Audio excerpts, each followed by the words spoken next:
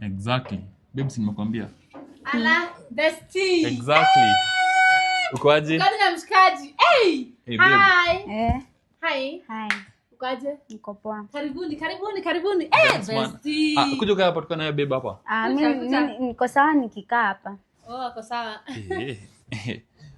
So, bestie ndo girlfriend yangu anaitwa Mukami. Nampenda sana na roho yangu. Tulijiona na yeye, tulianza kudate na yeye last week but tumekaa na yeye for almost 3 years.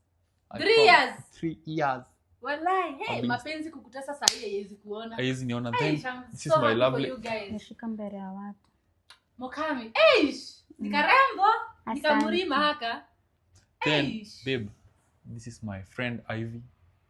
Tumejiona naye kutoka tukiwa wadogo sana.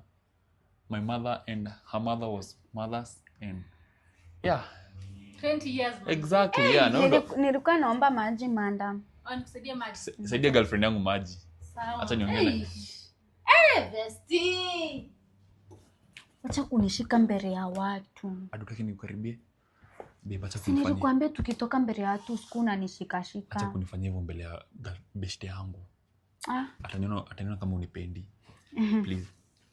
Karibu sana. Asante. Yeah, you see my girlfriend unavyo nyako mchabi. She's a very chubby girl. I know her. Nampenda sana. Yeah.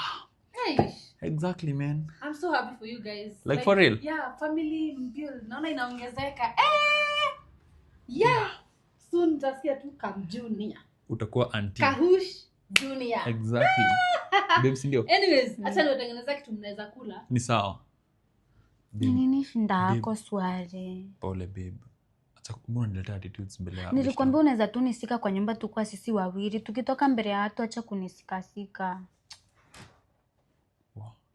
Tuende nyumbani. Hata Ona, sikia, sitakushika basi tena. Sikia, please. Behave mbele ya watu. Acha basi tukule. Si unajua sikukula home.